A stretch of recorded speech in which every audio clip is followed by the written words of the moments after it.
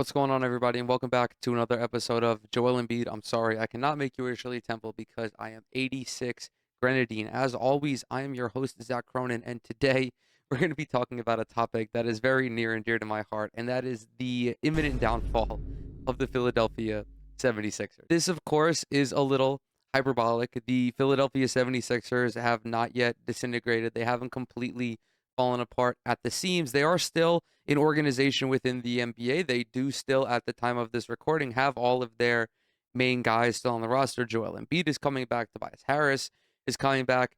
James Harden also recently picked up his player option, which I believe he did so quite reluctantly. And even though they still have this roster, even though they are among the premier teams in the Eastern Conference heading into next season, oh my God, there is a little bit of tomfoolery going on. There are some hijinks, some shenanigans beginning to unfold within the city of brotherly love. And it seems as though we are nearing the end of not only the 76ers championship window, but nearing the end of this 76ers unit as a whole. There's been no shortage of news to talk about with the 76ers, with the whole James Harden saga. They also fired Doc Rivers and hired Nick Nurse to be the new head coach. But the way this offseason has gone, the way the Sixers have not maybe not necessarily conducted themselves, but just the manner in which these stories have come out and the subject matter of which they have come out is very striking and does not bode well for the future of the franchise. So one of the things that has been talked about ad nauseum is James Harden's future with this team. It appears that he no longer wants to be in Philadelphia. We don't know where he wants to go. The teams that have been mentioned with him have changed throughout the course of these last couple of weeks. It seems at this point, the day that I'm recording this, he quote unquote only has eyes for the Los Angeles Clippers. I don't know how realistic that is. I also don't know if that was the type of verbiage, but it appears that James Harden wants to go back to Cali. He wants to go to SoCal. He's sick and tired of the winters in the Northeast, which I totally understand. But we don't know what he's going to do heading into next season. There was a quote from Shams Charania that says the relationship between James Harden and Daryl Morey is essentially severed.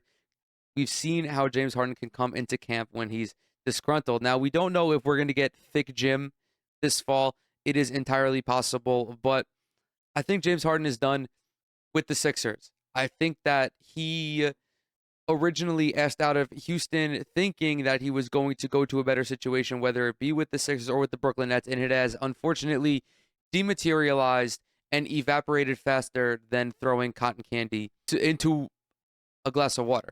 How James Harden would fit on the Clippers would be something to see. He would bring a legitimate playmaker to that organization alongside Russell Westbrook as well. They would have a couple of facilitators.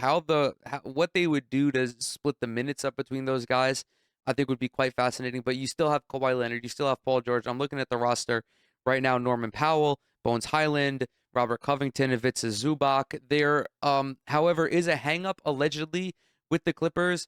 They are in on the idea of James Harden, but they don't want to part with any of the capital to acquire him, that being Terrence Mann and their first round draft picks, which is a little strange, I guess, because that's really not a big asking price for James Harden. Terrence Mann and a couple of first rounders, and which again bolsters your championship aspirations, would really strengthen them as a team in a loaded Western Conference. The offseason, of course, is long.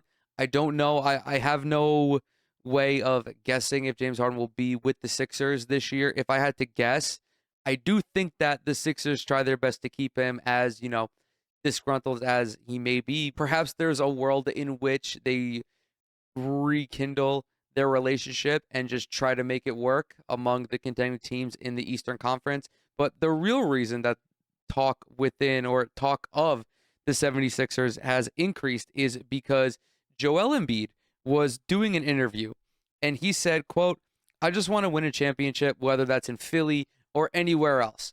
This hit the news cycle like it was the NBA version of the Canadian wildfires. It spread all across the country within a matter of minutes. Are we potentially hyperanalyzing this quote? I think definitely we are doing a little bit more reading into his words than we should be. But dude, it's July. We have nothing to fucking talk about. However, I will say his choice of words, whether it be in Philly or anywhere else, is fascinating. I don't know if Embiid intended to say that or if he intended it to be taken as he did. He claims that he was trolling. Maybe he was like, I want to win a championship with Philly or maybe in LA in a game 7 or a game 6 or something like that. That's the most charitable interpretation of it.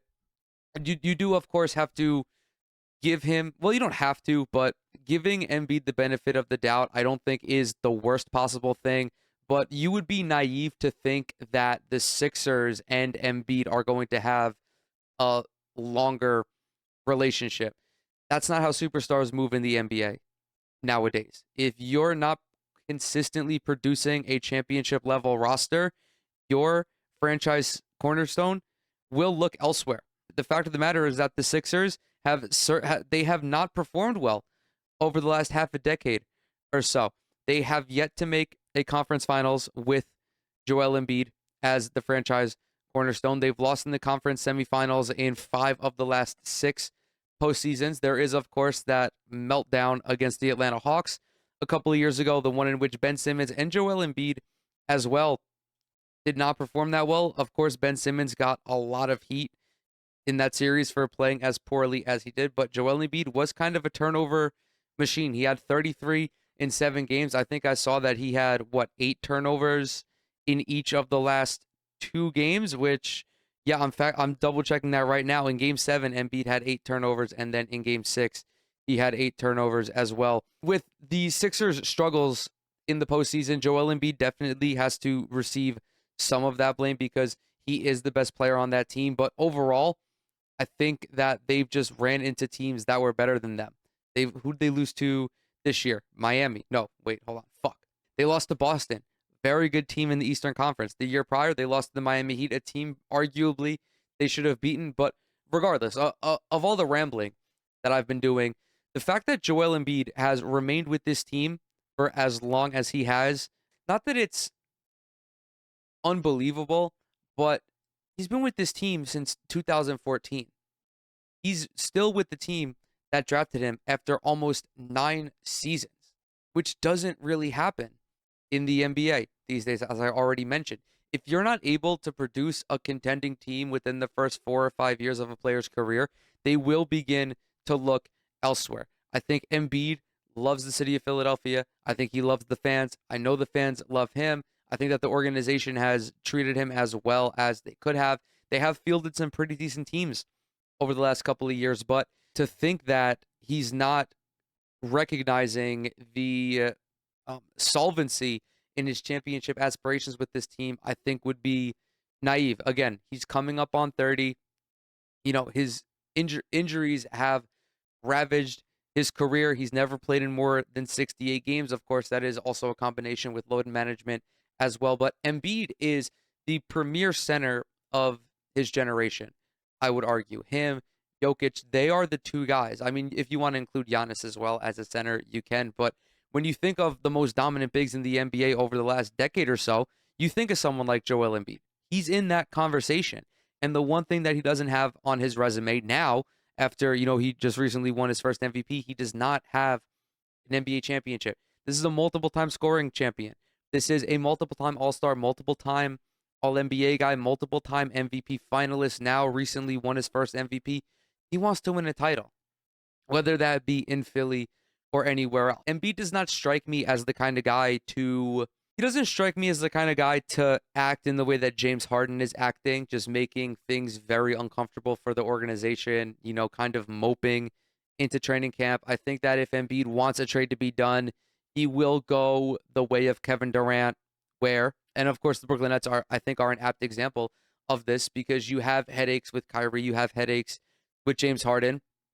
Ultimately, Kevin Durant didn't want to get traded, I don't think, until Kyrie had been traded. And I don't think that Joel is going to want to move on from the Sixers until Harden moves on, because Harden moving on is effectively signaling the end of this era of Sixers basketball. You move Harden, you try to move Embiid, and then you rebuild from there. You see what you can do with Tobias Harris. You see what you can do with your expiring contracts like PJ Tucker and De'Anthony Melton, and you call it a day. I think that's really all I wanted to discuss is, yeah, the silliness and the tomfoolery, the goofiness that is boiling in Philadelphia. And there are really only one of two ways that this can work out. The players, Embiid more specifically, brings this team together, talks to James Harden, is like, hey, I know that you want to I know that you're looking to get out of here, but that's not imminent as of right now. And I want to try to make it work. So they either rally around Joel Embiid and they try to once again make a deep run into the playoffs, or everybody gets traded this year. If I had to decide, if I had to pick, Dick on the table, Grady Dick on the table, I would think that Nick Nurse and the front office want to try to make it work at least this year.